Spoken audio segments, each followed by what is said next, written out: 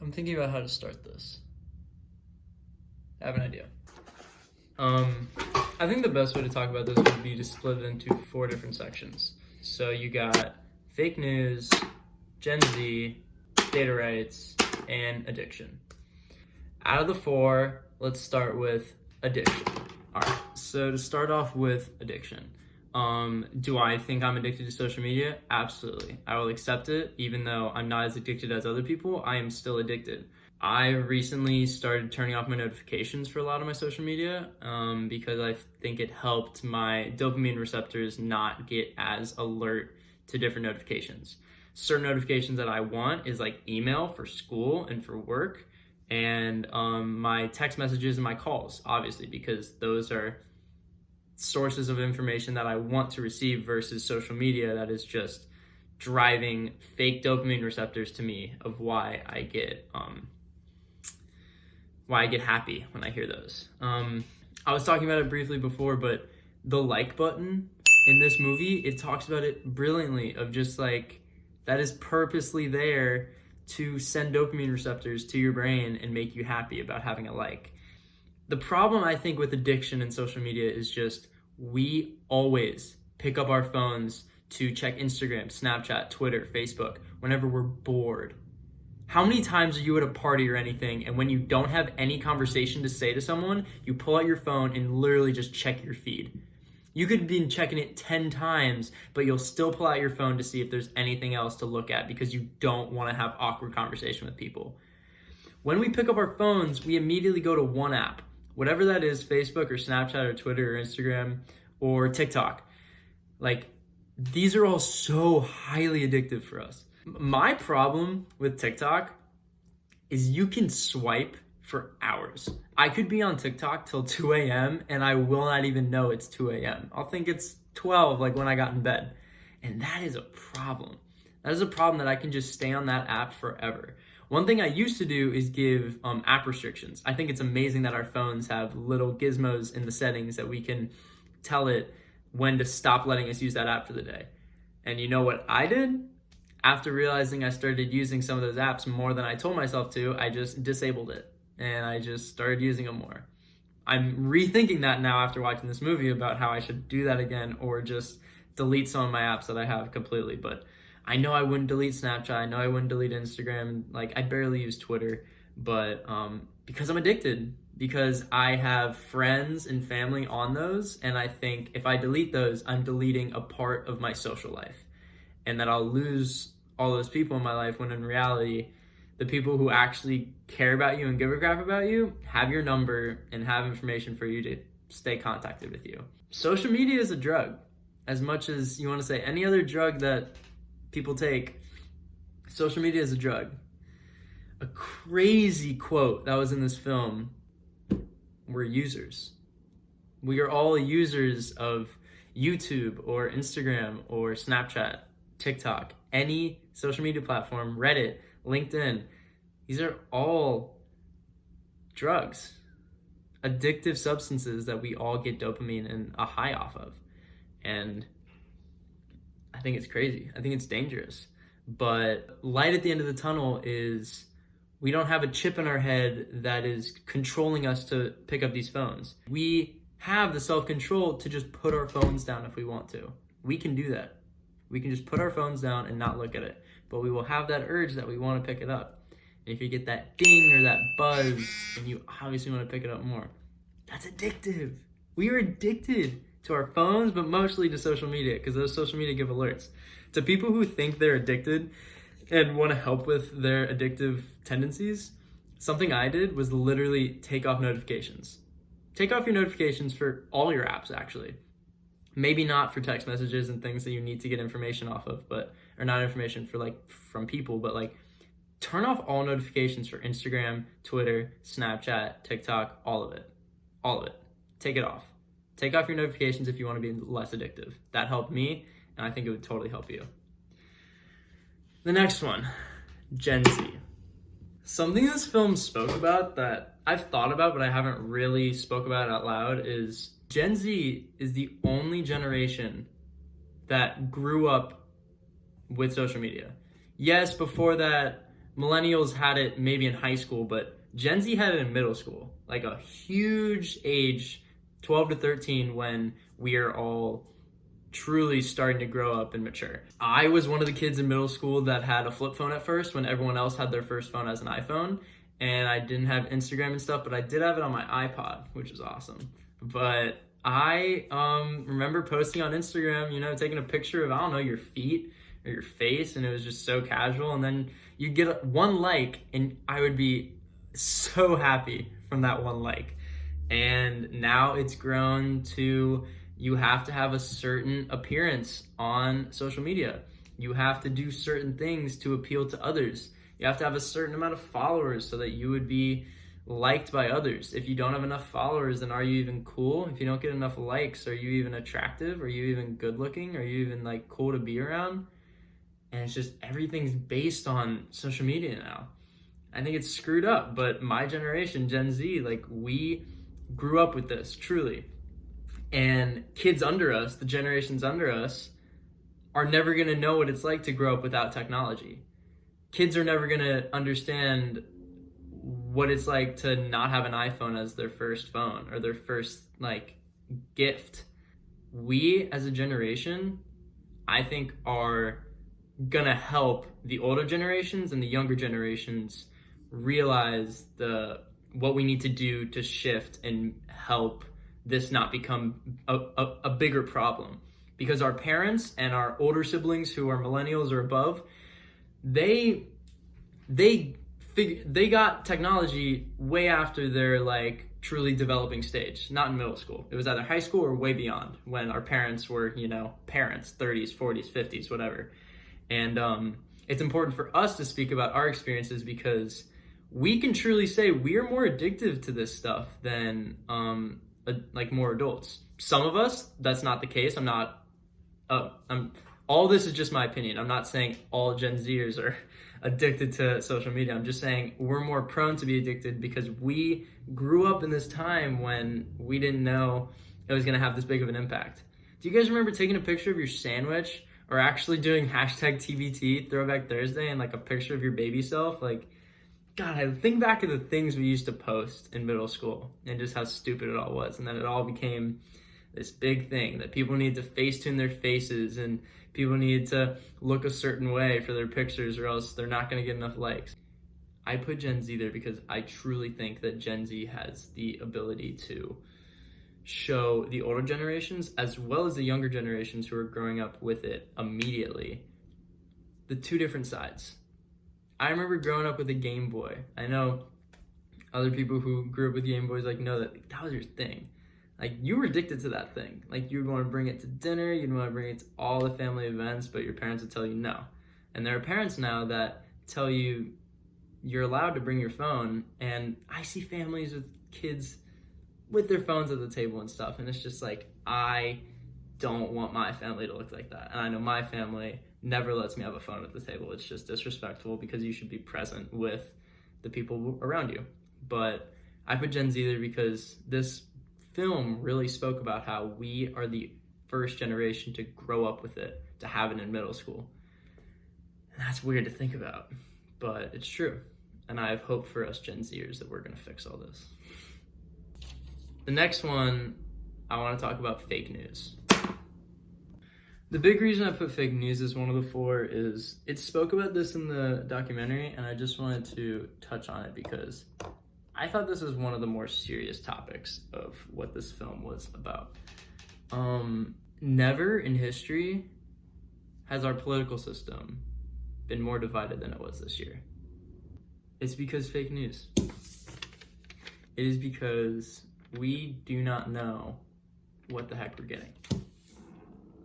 And that's terrifying. Like, yes, we should be able to trust news sources and trust newspapers, but what happens to the point when we can't trust those people? What happens when you can't trust Uncle Bob telling you all the information about what was going on in the week? And you trust Uncle Bob, because Uncle Bob is reliable. I actually have an Uncle Bob. We love Uncle Bob. But I'm just saying, that family member, or that friend, or that teacher, that parent that you can always rely on with their information, what happens when they start listening to a news source that gives them fake news, and then they spew it as if it's real news, then you have a trickle-down effect of just no one's getting the right information. And that's terrifying, especially with coronavirus. Everyone is hearing so many different things. Coronavirus is a hoax, that if you drink enough water, it'll flush it out of your system. This film talked about COVID in that sense, and now that we're like this far into it, it's even more scary talking about it. But social media is so easy for fake news to just spread like wildfire. And they spoke about it in the film of how fake news spreads 6 times faster than real news. Did you hear me? 6 times faster. That is terrifying. That people are more adapted to hear fake news than real news, because fake news is probably more interesting most of the time. I'm not one that leads one way politically. I like to look right in the middle and look both ways. I like to talk to people who voted for Trump. I like to talk to people who really, really wanted to vote for Biden. But I'm just saying, fake news is going to be the reason for our divide. We've already seen it. We have people in power that can say whatever they want and spew it onto the internet, and people who listen to them will listen to them. If Uncle Bob is spewing the wrong information, but you trust Uncle Bob, then Uncle Bob is going to lead you into a path of bad information. And then you're going to have people who listen to Uncle Jim, and they're going to be like, Uncle Jim told me this, but Uncle Bob told me this. And then you both are not even going to listen to one another. That's the big problem. You heard one source, and instead of listening to one another, you're just spewing what you heard without listening. That's going to be the end of us, when we don't listen to the other person. Especially in this election. I was trying really hard to listen to other people, but I am guilty of even sometimes telling them, how can you think like that? That's wrong. I was wrong by saying you're wrong. We have to take in everyone's opinion. Flat earthers, for instance, you have to just accept that they believe the earth is flat. And you might believe the earth is round, but you have to hear their side of the story of why they think it's flat. And then you can say, interesting that you think this way, because I think this way. And if they think the moon landing is a conspiracy, just listen to them. Because trust me, if you don't listen to them, you're taking away your right to get another source of information.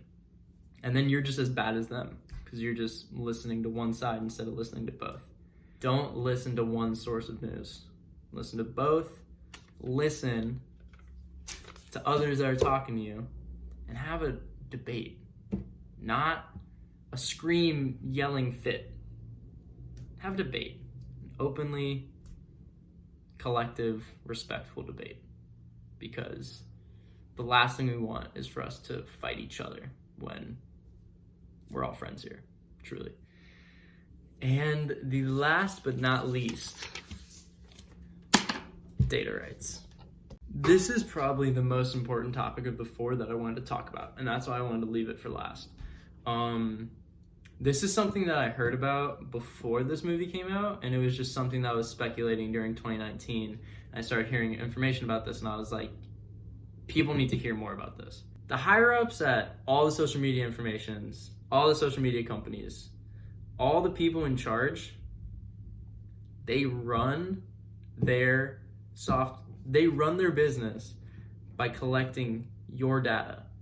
What you look at, what you don't look at, what you like, what you don't like, what you scroll past, what you go more into. They know your location, even when you're not using the apps, and all that stuff. And that data is what helps them manipulate you into watching what they think you want to watch and what you want to listen to. And that data, I do not think should be free to them. And this is what I'm saying. They don't get taxed on our data. I think they should be taxed. I think those billionaires making all this money off of our data and off of ads that we see on their social media platforms, I think they should be paying taxes for our data. I think data security and privacy like that is so much more important than we think it is. When we sign those terms and conditions, none of us read them at all. But in the fine print, They are literally saying we are selling away all of our information, all of the things that we search. They get to have, they get to keep, and they keep it so that they can manipulate the system and the AI to tell us what we want to watch.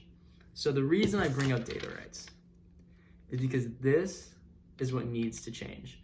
This is what's going to differ us going into a dark future of social media versus a more humane and civil-like, I think, future. I'm not saying better data rights will literally solve world peace and solve all these problems, but they will give personal information more privacy to us than these corporations. Will they still use it to help to give us ads and spew us information? Yes, they still will. But I think they should be paying tax on that and not just be getting millions and billions and trillions of dollars off that. Because it's just like, how can they just be getting all this data for free and we're not paying a dime to use these social media apps? That's what really dawned on me with this movie and this documentary, was we aren't paying for crap. We aren't the users. We're the products. We're the products of these apps. Because the real users are the ad companies who are paying the app to then give us the advertisements. So that's what I think needs to change, is we need to speak up for our data rights, and that those big companies need to pay a tax to have our data. But I don't know how long that'll be for. I don't know how much more serious it'll get, but if you think of The Matrix, if you think of Terminator, and you think of AI running the world, it's already happening. That's what this documentary really speaks of. It's just like, you think it's Terminator ages that this is gonna happen? No. These phones that we have are slowly taking control of us. But we don't think that because it's not in our head and we can just put the phone down. But you don't catch yourself swiping away and clicking and then going into a loophole on YouTube or Twitter or Instagram and just delving into all this types of information. So I just think it'd be best, and things could change, but I'm just saying, my opinion is they need to get taxed on our data because we're just giving them our data for free, and I don't think that's right. So in conclusion, you got addiction, Gen Z, fake news, and data rights. These are just 4 things that I took out of the film that I wanted to talk about.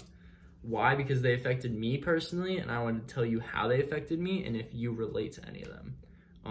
If you haven't seen this film yet, The Social Dilemma, you need to watch this film. It's on Netflix. It's beneficial. Yes, it might scare you, but in the best way that you need to be scared. You need to be informed about this stuff. And I just thought it was best to take my camera out and start talking about it because I just feel this like sense of like, should I just like drop my phone altogether? Like, should I just like not have all these social medias? And like, I was talking to Becca about this, and she's just like, we rely on social media for so much stuff outside of social interactions with friends, but business. For actors, you could go to a casting office and they could say, how many followers do you have on Instagram? And if you say less than 10,000, they're just going to be like, all right, sorry, like we're not interested in you. You're not important enough for us. And that's where we're at now. It may not matter about your talent or your looks or your ability, just about that number on a screen and how many hearts you get on a post. And that's just insane. That's just where we're at right now. And it's hard for us to actually accept that, but at the same time, we're going day to day, liking other people's posts and just doing our routine, and we don't think about it cognitively when we're doing it. But this goes to everyone from kids who are first grabbing an iPhone this year to Gen Zers like me who've had phones since middle school, and then millennials and adults who got it in high school or later and went like with their kids getting phones and need to be informed about how their kids need to handle technology and how future kids should handle technology, because I think what we should all be worried about is the future generations dealing with this. Really, really good film. I hope everyone could watch it. Thank you for watching this video. I really just wanted to make this spur of the moment. And yeah, if you liked it, you can leave a like if you want. I don't care. You can leave a comment if you want. I don't care. Just, I'm glad if you watched all the way through like this, because I just make these for me, and I make these to just spread my opinions. So if you did enjoy, thank you, and I'll see you next video.